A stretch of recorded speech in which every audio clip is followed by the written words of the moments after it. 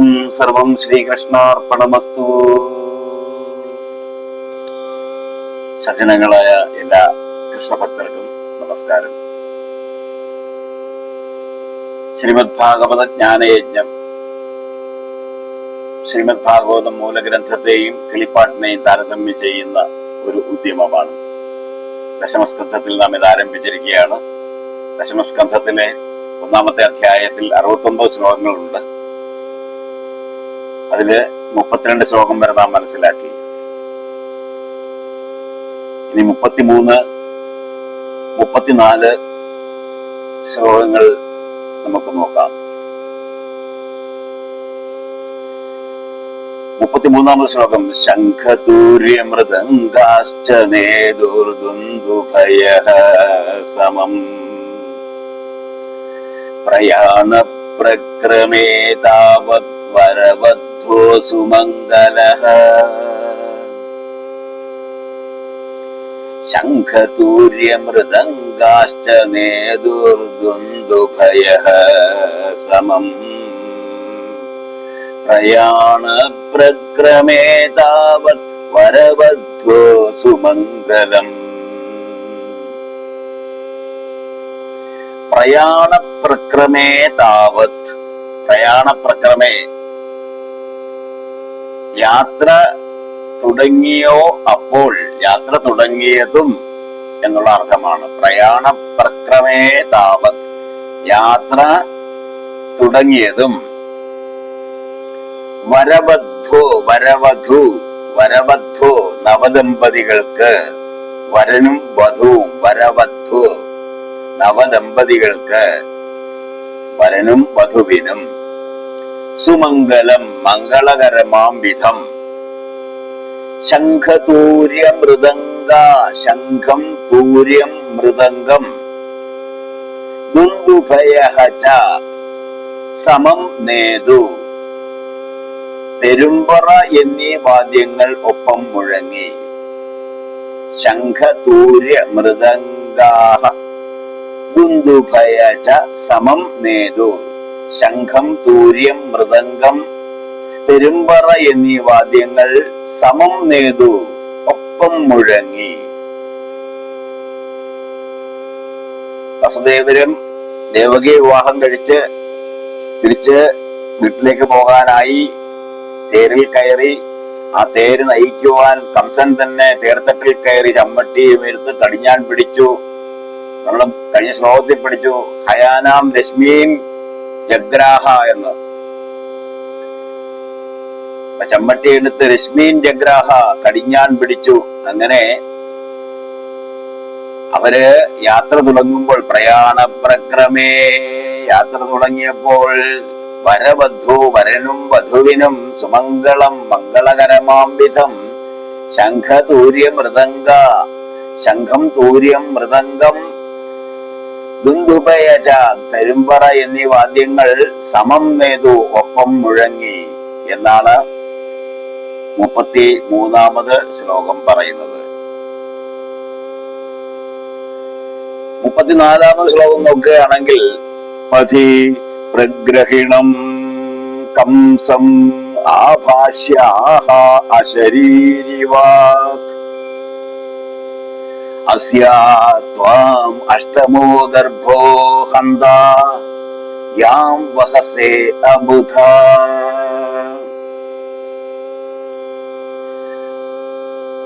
പഥി പ്രഗ്രഹിണം കംസം ആഭാഷ്യ ആഹ അശരീരിവാക് അസ്യാ ത്വാം അഷ്ടമോ ഗർഭോ ഹന്താ യാം വഹസേ അബുധാ. പഥി പ്രഗ്രഹിണം, പഥി വഴിയിൽ വെച്ച്, പഥി വഴിയിൽ വെച്ച്. അശരീരിവാക്, ഒരു അശരീരിവാക്, ശരീരമില്ലാത്ത ശബ്ദം. അശരീരി, ശരീരമില്ലാത്തത്.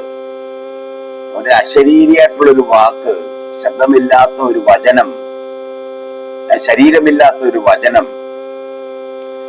പ്രഗ്രഹിണം കംസം, പ്രഗ്രഹിണം തേർക്കുതിരകളുടെ കടിഞ്ഞാൺ പിടിച്ചുകൊണ്ടിരിക്കുന്ന കംസനെ ആഭാഷ്യ ആഭാഷ്യ സംബോധന ചെയ്ത് ആഹാ പറഞ്ഞു. പഥി അശരീരിവാക് പ്രഗ്രഹിണം കംസം ആഭാഷ്യ ആഹാ. വഴിയിൽ വെച്ച് ഒരു അശരീരി വചനം തേർക്കുതിരകളുടെ കടിഞ്ഞാൻ പിടിച്ചുകൊണ്ടിരിക്കുന്ന കംസനെ സംബോധന ചെയ്തുകൊണ്ട് പറഞ്ഞു. അബുധ, ഹേ മൂഢ, അബുധ, യാം, നീ ഒരുവളെ തേരിലേറ്റിക്കൊണ്ടുപോകുന്നു, നീ യാതൊരുവളെ, യാം, നീ യാതൊരുവളെ, വഹസേ, വഹിച്ചുകൊണ്ടു പോകുന്നു, തേരിലേറ്റി വഹിച്ചുകൊണ്ടു പോകുന്നുവോ, അസ്യ, അവളുടെ, അഷ്ടമഹ ഗർഭ, എട്ടാമത്തെ ഗർഭത്തിൽ ഉണ്ടാകുന്ന സന്താനം, അവളുടെ എട്ടാമത്തെ ഗർഭത്തിൽ ഉണ്ടാകുന്ന സന്താനം അഷ്ടമഹ ഗർഭ ത്വാം ഹന്ത, നിന്നെ കൊല്ലുന്നതാണ്. അബുധ, ഹേ മൂഢ, യാം, നീ യാതൊരുവളെ, വഹസേ, തേരിലേറ്റി വഹിച്ചുകൊണ്ടുപോകുന്നുവോ, അസ്യാ, അവളുടെ, അഷ്ടമഹ ഗർഭ, എട്ടാമത്തെ സന്താനം, ത്വാം ഹന്ത, നിന്നെ കൊല്ലുന്നതാണ്. പതി പ്രഗ്രഹിണം കംസ ആഭാഷ്യ ആഹ അശരീരിവാക് അസ്യാ ത്വാം അഷ്ടമോ ഗർഭോ ഹന്ത യാം വഹസേ അബുധ. വഴിയിൽ വെച്ച് ഒരു അശരീരി വചനം തേർക്കുതിരകളുടെ കടിഞ്ഞാൻ പിടിച്ചുകൊണ്ടിരിക്കുന്ന കംസനെ സംബോധന ചെയ്തുകൊണ്ട് പറഞ്ഞു. ഹേ മൂഢ, നീ യാതൊരുവളെ തേരിലേറ്റി വഹിച്ചു കൊണ്ടുപോകുന്നുവോ, അവളുടെ എട്ടാമത്തെ സന്താനം നിന്നെ കൊല്ലുന്നതാണ്.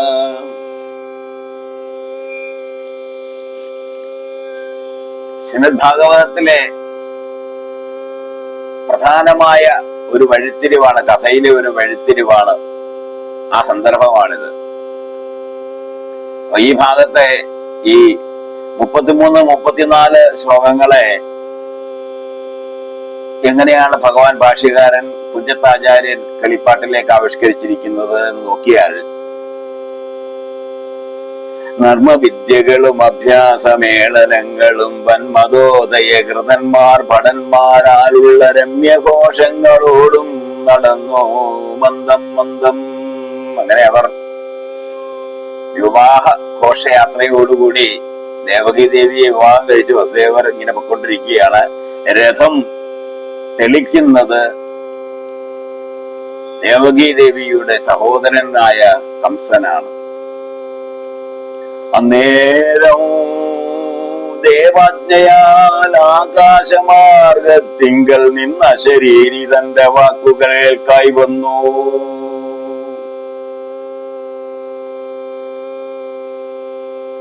അപ്പോൾ ആകാശമാർഗത്തിൽ നിന്ന് അശരീരി തന്റെ വാക്കുകൾ കേൾക്കായി വന്നു.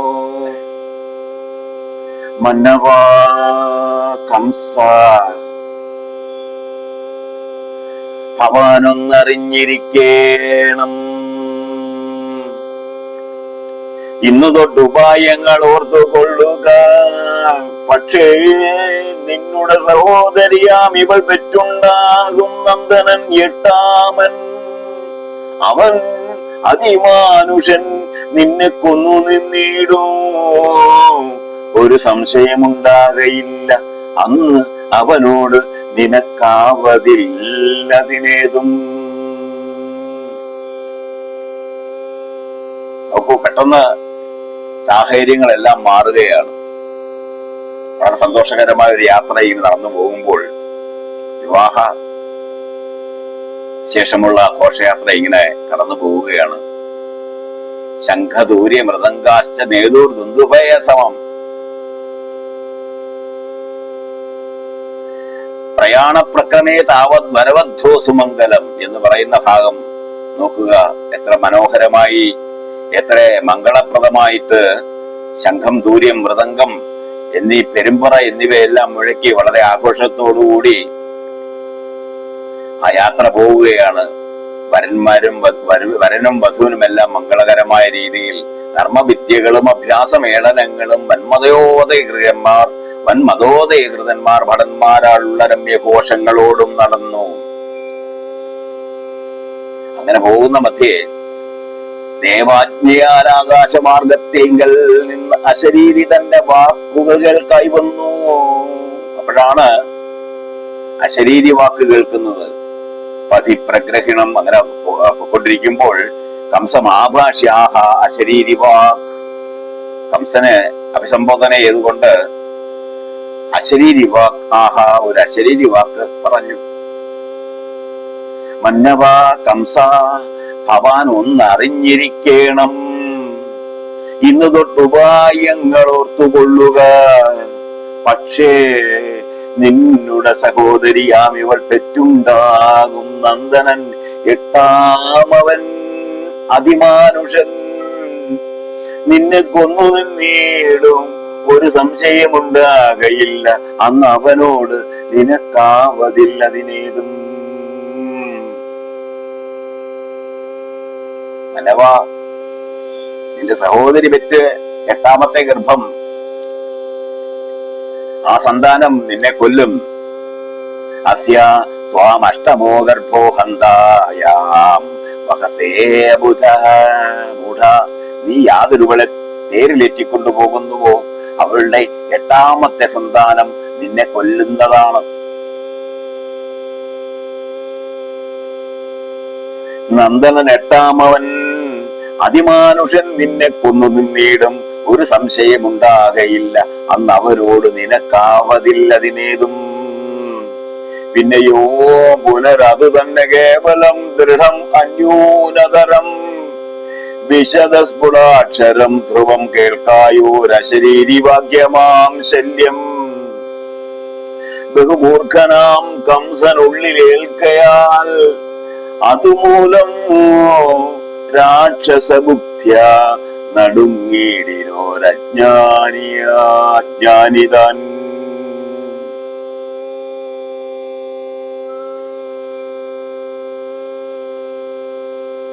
ഇതാണ് 33, 34 ശ്ലോകങ്ങളുടെ ഭാഷാ ആവിഷ്കാരം.